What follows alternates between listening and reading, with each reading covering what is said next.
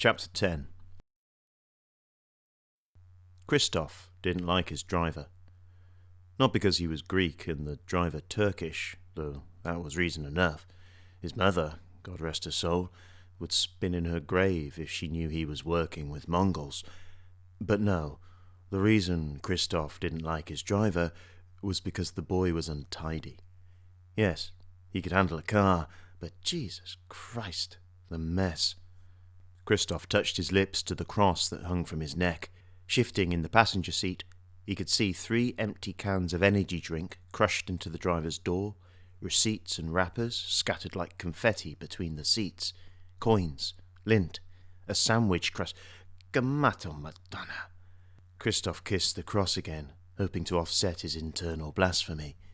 He had spotted another can of Red Bull, this one full, rolling around in the driver's footwell, brushing up against the brake pedal. How did the boy drive? He looked down at his own shoes and half expected to see a rat gnawing on a lace. Drive the boy could, though. Christoph gave him that. He had pulled up in front of that van beautifully, the Tesla's bonnet stopping a fraction away from the other vehicle's headlight. Christoph thought back to the man Mehmet had asked him to shake up. Flat, hooded eyes, Z-shaped nose, hair that stood where it grew, and 2 lumps of steak rind for a mouth. Nothing like the woman. As the Tesla swung through the gates and into the backyard of Kingsland Carpets, Christoph's mind returned to her. He pictured the shape of her mouth as she spoke to him, as she screamed at him. What was he doing? He didn't need to imagine. Christoph took out his phone and flicked to the photos. There they were, mother and daughter. Christoph felt a stirring in his loins. The young one hadn't quite flowered yet, but the mother was in full bloom. Her anger jumped out of the phone screen, the tulip mouth open, raging. He liked that fire. He could work with it, tame it. And before he took the picture, when they were talking, he could tell she was into him.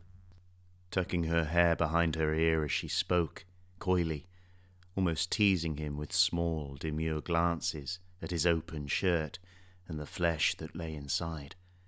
Christoph reached into his jacket pocket. She even gave him her card, the dumb bitch. Leonie Carter, legal aid. He mouthed the words. They felt good on his lips. He could do with a woman like that. The current one just moaned and spread her legs, but not at the same time. He deserved something with class, something with intelligence. They hadn't got off to the best of starts, but that was business. She'd understand that. Christoph was confident he could bring her back round. And if he couldn't, there was always the other way. Leonie Carter. He mouthed her name once more. She'd do. The iron security door creaked on its hinges, and Mehmet was waiting for him. And? We found him, south of the river. Hurt him? Mehmet stood to one side and let the Greek enter. No, you didn't specify that. Perhaps I should have. It's fine. Christoph perched on a desk. He understood. Mehmet looked at Christoph's driver and said something in Turkish. There's no point in asking him, he just drives. The driver replied, in Turkish, not looking at Christoph. How did he do? Mehmet asked Christoph in English. I told you, he's good. The Greek popped a chewing gum in his mouth, letting it bounce around his veneers like a bad check. Car's a mess, though. What? How? What did he hit? Not the outside. The corners of Christoph's mouth turned down in pleasure. The inside. Shit everywhere. A pigsty. Mehmet swore and marched on the driver, gripping him by the scruff and shoving him out through the security door. Christoph watched them go. You're a sneaky fuck, aren't you? The voice had come from behind one of the office desks. Olak was sat, tipping the chair back on 2 legs like a school-age strongman. The boy needs to learn how to treat things. Mehmet would die for that car. And I'm sure you're thinking of Mehmet Elinika. The gum had lost its flavour, and Christoph spat it into an ashtray. One day he'd cut Olak, bleed him out like a pig, turn that disgusting shiny tracksuit red. "Is he in?" Christoph asked. Olak flinched and brought the chair back to earth. "No." Christoph went to the door at the back of the room. The convex glass of the spy hole stood out from the wood like a wart. He traced it with his thumb. "Did you scare the tough man then, Elenika? Will he have trouble sleeping tonight? Will he see your pretty face in his nightmares?" Christoph moved away from the door. He got the point. No. Olak grinned and shook his head. "You would have got nothing. You are the one that Mehmet sends to threaten women and children. You are a creep, Christoph, a snake. Your job is to make people's skin crawl. Besides," Olak picked at a dumbbell callus on his palm, "I think a man like that does not get points." A fist hit the security door. Olak rose and reached for its bolts. "You're not paid to think, Mongol. You're paid to open the door." "That fucking child!" Mehmet returned. He kicked a chair back from his desk and threw himself into it. "Have I told you how much that car cost?" "Many times," Christoph sighed. A cigarette was between Mehmet's teeth. "What were you talking about?" "Nothing." "We were talking about the friend of Carter." "And?" "I think he should have been hurt." He got the message. Christoph stood, bored of the Turks. "It doesn't matter either way. He is not the one who owes us money. The gambler will not have 160 by the weekend." "Of course not." Mehmet stretched out in his chair. "But he will have some, and we will take that and tell him to come back in 3 days with the rest. And those 3 days will pass, and he will return with more money, but still not all. And we will take that and tell him to return, and so on and so forth, until, eventually, he bleeds out, like they all do." Mehmet yawned. "Now and then he will need reminding of his obligation, but that is what the wife and daughter are for." He looked towards the back of the room, at the door with the spyglass. He swallowed. "That is the way it is done. The way it is always done." Walker rotated his phone on the lacquered top of the breakfast bar whilst watching Frank chase his dinner across the kitchen. The dog's hunger was working against him. Every time he went for a mouthful, his eagerness pushed the bowl out of reach, dinner slipping through his jaws. Walker knew how he felt. Coming up, money had always been out of reach. Council house or housing association, the flats were the same, no matter what they got called. Smarts and Walker had seen enough of them to know. Southwark Borough had been kind enough to keep them, shifted them from place to place, mother in tow. Father had got up in the middle of the night and disappeared. It was the best thing for everyone. Walker started boxing at 15. A social worker had set it up, said it would be good for him. It was.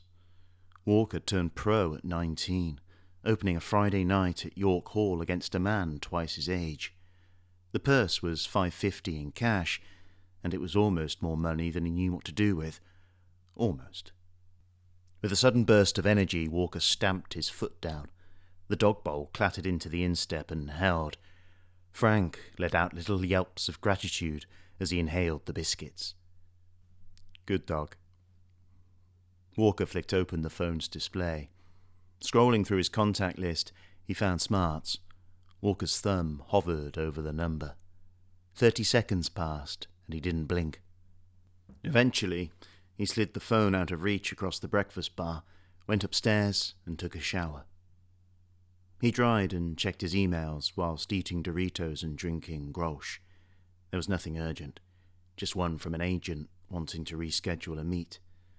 The football season had begun in August, and once players started having matches twice a week, there was less for him to do. Problems normally occurred when millionaire 20-year-olds had time on their hands. Walker got into his line of work 5 years ago. He'd hit 30 and hung up the gloves, tired of his face hurting.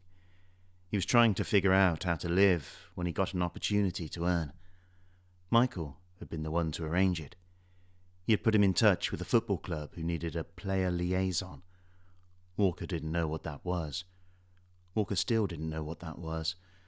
The club had a star player with a problem. A fan of a rival team had found out where the player lived and was making a nuisance of himself. It began with death threats and untraceable racism on Twitter, but quickly turned into shouting in the street, following his wife, and pissing through the letterbox. The police were called and the fan given a warning. This worked for about a week. Then one morning the family cat turned up, covered head to paw in red paint, the colour of the rival team's shirt. The cat died from the dye, and the player put in a transfer request. The club asked Walker to pay a visit to the fan. The player went on to score 25 goals that season, and the club did the double. Walker finished his beer, then dressed. Black Levi's, black sweater, and a charcoal bomber jacket to stave off the autumn air. Frank was already at the front door waiting. Beast and man stepped into the street, and the sausage dog led the way onto the triangle. The Alma was en route, and it would have been rude not to pop in. A barmaid with pink hair pulled his pint, and she pulled it well. Frank had a water. A TV on mute was above the bar, and Walker let the 24-hour sports channel wash over him. The ex-footballers in the studio were getting all jazzed up about something, their arms waving with production-forced hyperbole. The show cut to a replay of a goal Sergio Chiesa had scored the previous night. The Spaniard had picked the ball up on the right touchline, cut inside his man, feinted to shoot a few thousand times, and then bent the ball around a defender towards the far corner, clipping the angle of post and crossbar on its way in. It was a pretty goal, and it won the match. Walker raised his glass to the Spaniard and wondered how much coke he'd had the night before. What a player. The barmaid was leaning on the bar, her back to Walker, her face to the TV. That he is. Same again? She turned and looked at Walker dead on. She had an angular face. Her left arm was inked from shoulder to elbow. Sure. He drank the second slower than the first. The barmaid moved away to serve, and Walker watched her go. She was new. He finished his drink and pulled Frank away from a stray chip he'd been trying to get at for the past half hour. Any other night he would have stayed there and got blown out by the barmaid, but not tonight. There was work to be done. Antalya Meze and Grill had opened over the summer to a positive reception. Situated halfway up the triangle, it had replaced a vegetarian cafe that served all-day breakfasts, and everyone in Crystal Palace was secretly quite glad. Walker stood on the pavement, pretending to read the menu. The inside looked bright and warm. A golden glow fell on 10 tables set for dinner, with 4 taken. Not bad for midweek. 2 waiters were hard at it, and a large woman with the air of a maitre d' was stood behind the small bar at the back, checking empty wine glasses in the light. Walker tried to arrange his face into something less mean-looking, then opened the door, pushing Frank in first with the toe of his boot. Dogs make good icebreakers. Another round? It was 11 p.m. and Walker was going nowhere. He leaned back in the wooden chair, feeling it creak comfortingly beneath him. Frank snored softly at his feet, his small belly full of bread crusts. The round table housed the remnants of a good meal. Please, and one for yourself and your husband. The maitre d', who Walker had discovered was called Zara, smiled her thanks and squeezed herself behind the small bar. The restaurant was empty now, save for Walker. The waiters had finished laying out cutlery for tomorrow's lunch service, and Zara had let them leave early. She served him beer and poured white wine for herself. Walker watched the pale liquid frost the rim of her glass. You enjoyed your meal? Very much, thank you. On entry, after Frank had been cooed over by the waiters, Zara had led Walker to a small table in the corner, away from the other diners. 2 earthenware bowls were brought, one housing slices of poppy seed-studded white bread, and the other fat, dark olives, their skin glistening as they jostled amongst themselves for selection. They needn't have bothered. Walker ate them indiscriminately, using the sweet bread to wipe the bowl clean. He ordered beer, Efes, the Turkish flag-bearer, and Walker, in his softest voice, asked the hostess if she would choose his meal. Zara frowned and headed for the open kitchen. From his seat in the corner, Walker watched a gesticulated discussion between hostess and chef, both seemingly angry at the other. With a final shout over her shoulder towards the kitchen, Zara returned holding a tray. She rattled down a plate of stuffed vine leaves that looked ready to burst, and a bowl of baba ganoush, delicately topped with lemon rind. Walker cleaned it up with a teaspoon and washed it down with lager. The ganoush was incredible. May I have the recipe? Zara had returned to clear the plates. It's a family secret, I'm sorry. Do you make it? No, my husband. She gestured towards the rear. Tell him it's the best I've ever had. Zara laughed, a bright bubble of noise.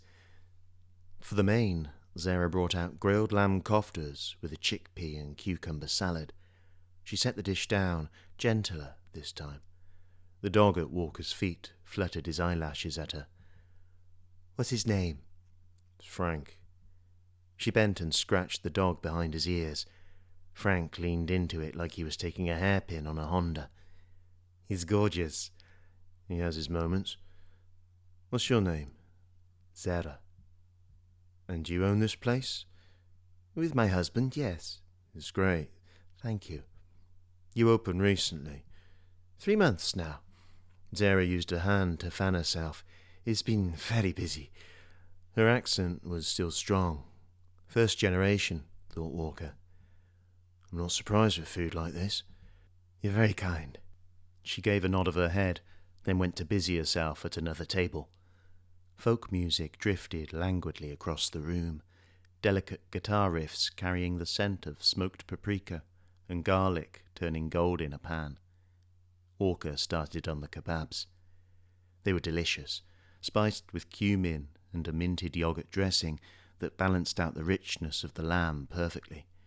Frank clawed at Walker's calf, but there was no way he was sharing. Walker ate as he always did when the food was good, elbows high, head dipped low, cutlery optional. Wiping up the juices with pitta, he swallowed and sat back, using the back of his hand to clean the amber-tinted corners of his mouth. Zara gave time for his food to settle before she returned, smiling at the emptiness of his plate. Now, dessert. Would you still like me to choose? Walker rested his large hands on the table. Do you have... He paused. I forget the name. It's like a rice pudding. Sutlak? She looked surprised. Yes, that's it. Sutlak. She looked off towards the kitchen. No, we don't. I'm sorry. It's okay. I could ask Azais. No, please don't. Walker doubted the chef wanted to entertain requests at 10 p.m. It's fine. No, I will ask him. 1 second. She bustled off, and Walker finished his third beer. He could feel the buzz now, a mild glow behind his eyes. Again, he watched the kitchen discussion between husband and wife. It seemed less bloodthirsty than before. The music had grown softer. A woman sang in a tone and language that sounded foregone to Walker, as if the earth had grown from its sound. He sunk into the chair and allowed the restaurant to darken. Zara returned and brought with her candlelight. Another round? Zara sipped her wine. It looked very cold. She reached behind the bar and put an ice cube in it to make it colder. It was 11 p.m. You've been to Turkey? No, though I would like to. But you know the food. I worked for a Turkish man here in London. Part of my job was to find him places to eat. Walker patted his stomach. I had to do extensive research. She sighed, leaning an elbow on the bar. I would like that job. Walker smiled. He would have loved this place. Who was he? Hakan Ardram. She stood bolt upright. The footballer? That's right. Do you know him? She let out her bubble laugh. No, of course not. Hakan Ardram was the Turkish Maradona. He'd won trophies all over the world. Towards the end of his career, a London club signed him on a free, mainly to generate social media buzz. What's he like? Walker shrugged. Normal, family man. Zara's husband burst out of the kitchen holding a tray. A perma-scowl creased his brow, as if steamed on by a bubbling saucepan. He carried the same body shape as Zara, heavy-set, with wispy brown hair slicked back by sweat. His chef whites were spotless, and the slip-on rubber shoes he wore slapped against the wooden floor. This man, he knows Ardram, Zara said. Zeiss came to the table and, holding the tray on a splayed palm, unloaded its contents, banging a small bowl down in front of Walker and following it with 2 glass tumblers and a litre bottle of clear liquid. He grunted at his wife, turned on his heel, and clattered back into the kitchen, leaving the door to swing. Zeiss! An abuse of saucepans crashed over the gentle folk music. Zeiss! Zara shouted again, and all background noise ceased. The only sound was the slap-slap of the chef's soles. Lights went off in the kitchen and above the bar. Zeiss reappeared, mopping the top of his head with a tea towel. Without a glance at his wife or Walker, the chef marched down the centre aisle of the restaurant and flipped the open sign on the front door to closed. Returning to Walker's table, he wrenched back a chair with a roughness that belied the skill of his cooking, and sat. Well? Zara hissed at her husband. Walker picked up his spoon and slowly slid its edge through the delicate, caramel-coloured skin of the rice pudding. Creamy grains collected, and he slipped them into his mouth. Sweet vanilla stroked his cheek, and cinnamon tweaked at his ear. His taste buds sent down word to his stomach to make space. That is good. That is very, very good. Zara sighed audibly and glugged 3 fingers of wine. Azai's face creased. He clapped his hands together and reached for the bottle of clear liquid. Walker watched him pour generous amounts of the thick spirit into 2 glasses. He slid one across to Walker and took the other for himself. Zara joined the men at the table, bringing with her a carafe of water and her bottle of wine. Raki. Walker followed the chef in adding water to his glass. It turned the drink a misty white. The sickly sweet smell of aniseed flooded the air. Zeiss offered up his glass, and Walker clinked it with his own, before gently tapping Zara's stationary wineglass. I apologize for my husband. He is a chef. Thank you for a wonderful meal. They drank. Walker felt it all the way down. So, what is Ardram like? I asked him that. He said he is a family man. Ha! The chef banged the table with his fist. He was a failure here. Hardly kicked a ball. Walker disagreed, but kept quiet. Hakan Ardram's arrival had made the club 100 million in shirt sales. When did you come to London? April 5th, 1981. Why did you leave? Zeiss sipped his drink. He seemed to Walker to be weighing up his options, as if considering a bid for something that was not for sale. What is your name? He asked the question through his eyebrows. Walker. Zeiss tapped his glass against Walker's. The action seemed to satisfy him. We married in August 1980. The military took over a month later. Zara knew a little English from university, so we moved here to start a new life. He said it like it was the easiest thing in the world. Notice how he remembers the exact date we left Turkey, but not of our wedding day. Considering his weight, Zeiss moved fast. He grabbed the seat of his wife's chair and pulled her into him. She screamed playfully, batting at his arms as he smothered her with kisses. Walker sipped his raki. The warm glow behind his eyes had spread to his limbs. Zara let Azais sneak in an extra kiss before untangling herself. "You have a strange job, Mr. Walker," said Azais, mopping his brow. "Showing footballers restaurants." Walker shrugged. "I suppose." "Who do you work for?" "Myself." "Who pays you?" "Rich people." "So, you work for rich people." Azais said it with a twinkle. Walker saw Zara aim a half-hearted kick at the chef under the table. "It is true. Everyone works for someone. We may own this restaurant, my dear, but we work for our customers. They are the ones who pay us." Azais refilled his empty glass and topped up Walker's. As he poured, he spoke. "You know Hakan Adram was corrupt." "In what way?" "He took bribes. He would throw games, miss penalties, get sent off." "You're just angry that he played for Galatasaray." Zara winked at Walker. "Pah, you know it is true, woman. He was in people's pockets. He was controlled." Zara shrugged. "He's a politician now. He most likely will be president someday." "Ah, God help us." "Who controlled him?" Azais waved his hand. "The government, the military, the mafia, whatever you want to call them. They are all in bed with one another. They are one and the same." Azais took a large glug of his drink, pleased with his use of the phrase. "Was he controlled when he played here?" Azais' eyes sparkled with delight. "You tell me." "Not to my knowledge." "That's a phrase that people use when they lie." "Azais!" Zara kicked at him again. The chef held up his hands. "I'm sorry. That was rude." "It's fine." "But you had heard the rumors." "Yes." "But you didn't see anything." Walker deliberately chose not to reply. He rubbed his knuckle and felt the tendons slip off the bone. The meal had been delicious, but he hadn't come here for the hummus. The chef had bitten, and he had him on the line, and all Walker had to do now was bring him in. He knew the rumors weren't rumors. Hakan Adram was corrupt and controlled by various Turkish factions.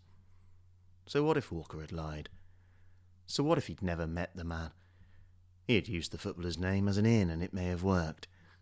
All Walker had to do now was just say enough to get the other man started. The chef shuffled to the edge of his chair, rocking the small table with his gut.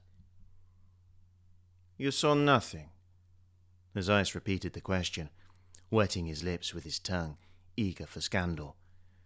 "Never, say, a man in a wheelchair?" "Azais!" Walker sipped the raki. At least he didn't have to pretend to be drunk. "I shouldn't talk about it." "Tell me." Walker counted slowly to 3. 3 ought to do it. "Who is he?" Zara's chair clattered backwards as she went to the bar and opened a fresh bottle of wine. Azais chuckled darkly and rubbed his fleshy hands together. "Baba. They call him the Baba." Walker nodded. "And what is he?" "Not much anymore. But when we first came to Britain, he was big, very big." Azais' eyes shined with liquor and delight. "The head of the snake." "Please, Azais." Walker heard the glug-glug of wine leaving a bottle. "She doesn't like to hear. She thinks the Baba will come in the middle of the night and slit our throats as we lie in bed." The chef started to giggle. "My dear, there is no need to worry. He would not be able to get up the stairs."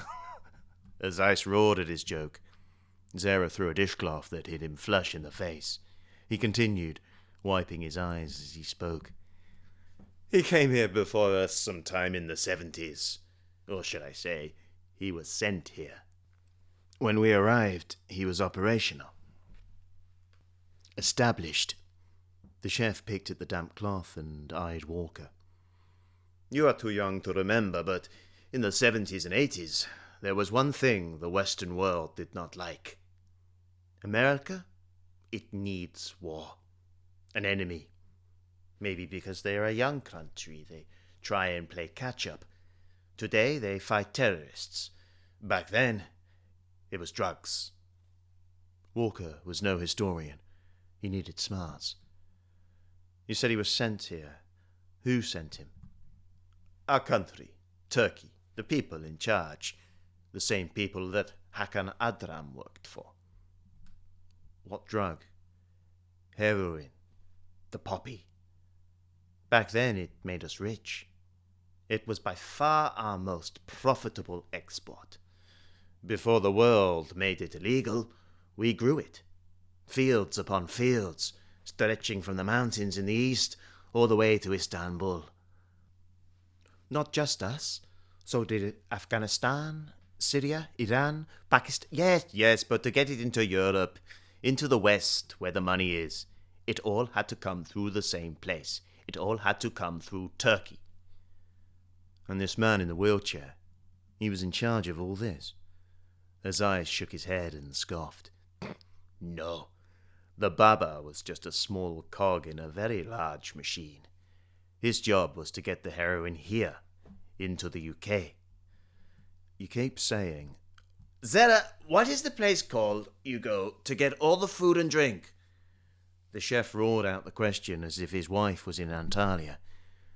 The hostess sighed. Bookers. Yes, that is it. Bookers. That is what the Baba was like. Bookers. The chef enjoyed the imagery. He was the wholesaler. Like anything, to make money from a commodity, there has to be a process, a chain.